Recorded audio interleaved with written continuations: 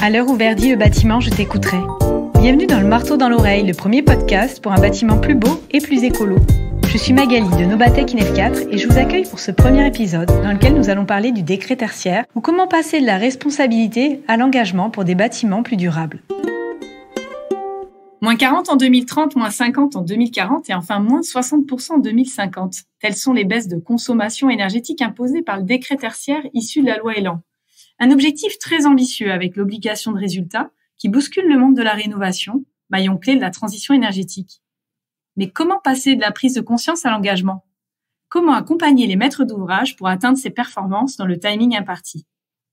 Puisque seul, on ne va pas forcément plus vite, mais qu'ensemble, on va assurément plus loin, je reçois aujourd'hui Pauline Perdry, thermicienne et experte en garantie de performance chez Nobatec INEF4, l'Institut pour la transition énergétique du bâtiment, et Cécile Egidio, directeur associé de la société de conseil Algoé et responsable secteur immobilier. Bonjour Pauline. Bonjour. Bonjour Cécile. Bonjour. Bienvenue dans ce premier épisode du marteau dans l'oreille. On lit dans la presse que le décret tertiaire, au-delà des objectifs chiffrés, entraîne un vrai changement d'état d'esprit des maîtres d'ouvrage dans la gestion de leur patrimoine. Un passage de la responsabilité à l'engagement. Qu'en pensez-vous, Cécile ?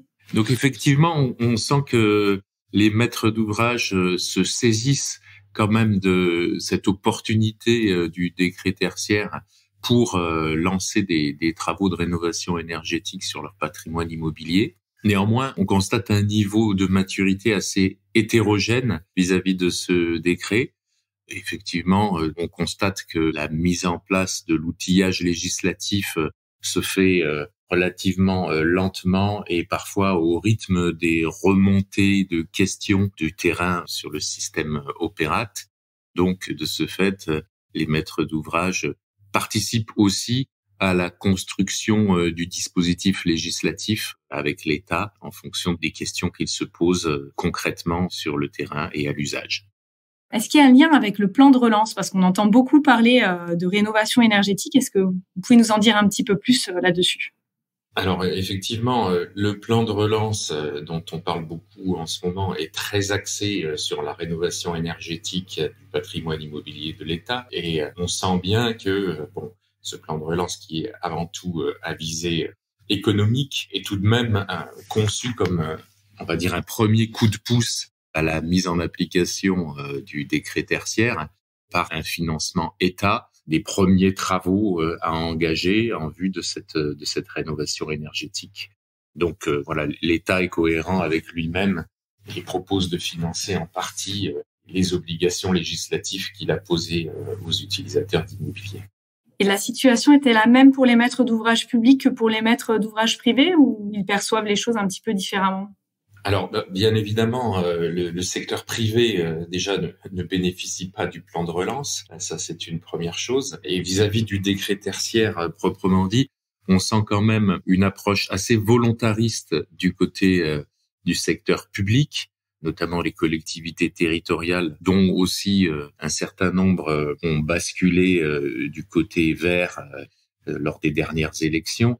Et donc, on sent que les autorités, en tous les cas, les responsables de collectivités territoriales, pour la plupart, veulent aller de l'avant. En revanche, côté secteur privé, c'est un peu plus délicat parce que ils auront vite fait de faire le bilan entre coûts et des travaux et bénéfices apportés par les travaux de rénovation énergétique.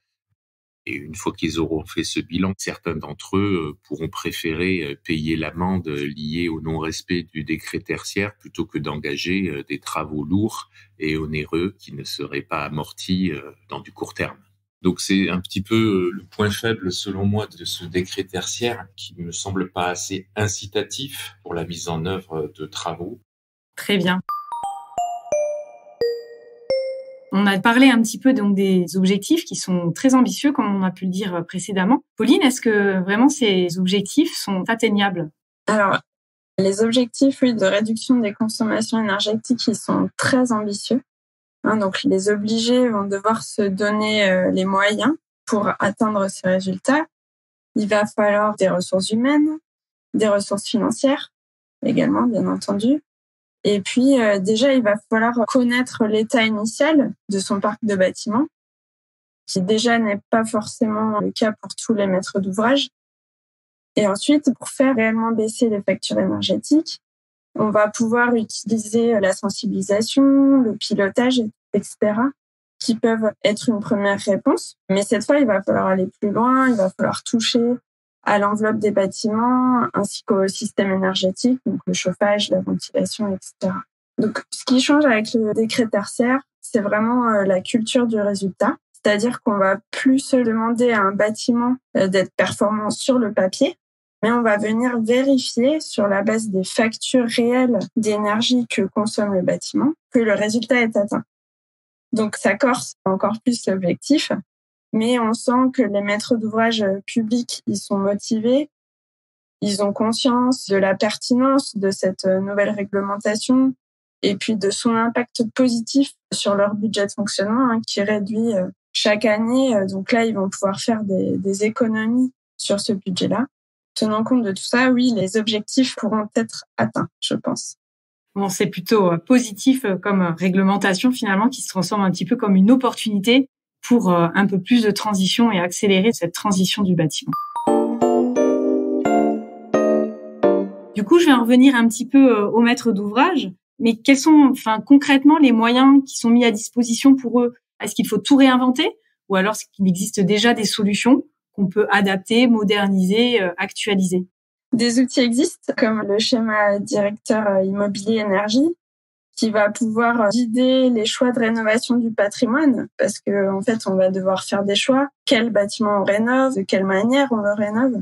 Donc, en fonction des objectifs du décret tertiaire. Nous avons l'habitude de pratiquer ces schémas directeurs en partenariat avec Algoué.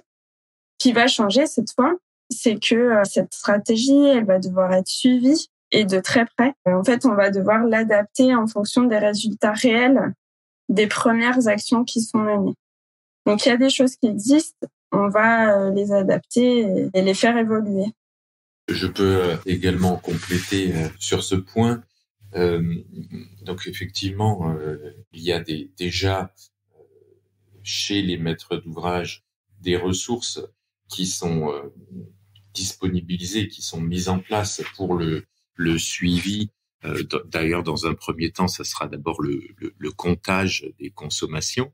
Ensuite, suite à ce comptage qui fera l'objet d'une déclaration, il faudra définir des plans d'action de mise en performance énergétique de leur patrimoine. Et c'est sur cet objet du plan d'action que les maîtres d'ouvrage ne sont peut-être pas entièrement, on va dire, équipés en ressources pour réaliser ces prospectives en fait. Et donc effectivement, c'est un peu le cœur de métier d'Algoué et de Nobatec de réaliser les schémas directeurs énergétiques ou des schémas directeurs de mise en performance énergétique. Sur ces volets-là, les maîtres d'ouvrage pourront s'inscrire dans une démarche de partenariat avec des bureaux d'études spécialisés pour réaliser ces études prospectives. D'un autre côté, on a la question de la collecte des données d'entrée, de consommation.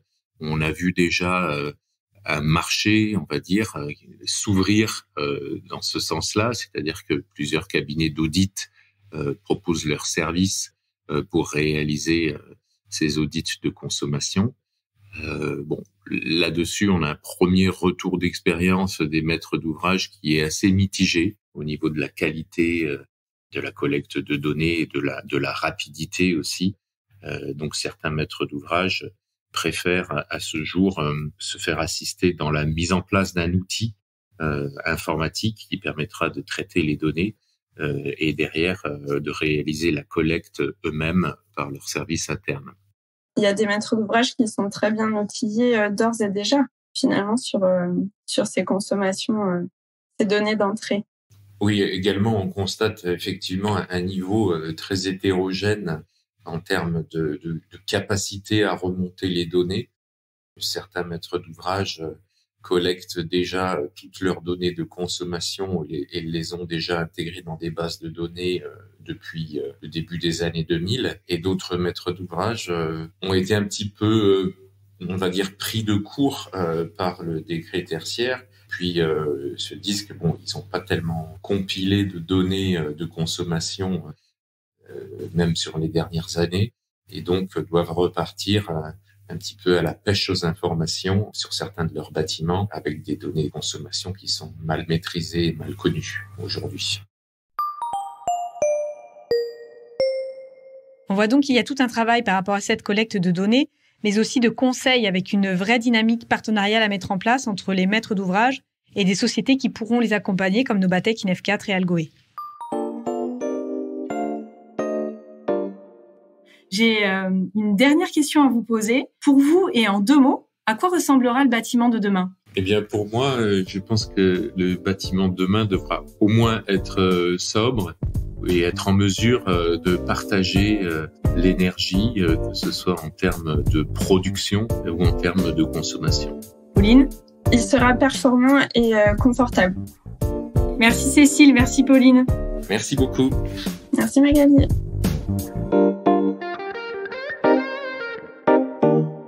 S'il peut être vécu initialement comme une nouvelle contrainte réglementaire, le décret tertiaire peut se révéler être une véritable opportunité pour rénover et valoriser votre patrimoine, faire baisser votre facture énergétique et améliorer le confort de vos occupants. Qu'en pensez-vous ?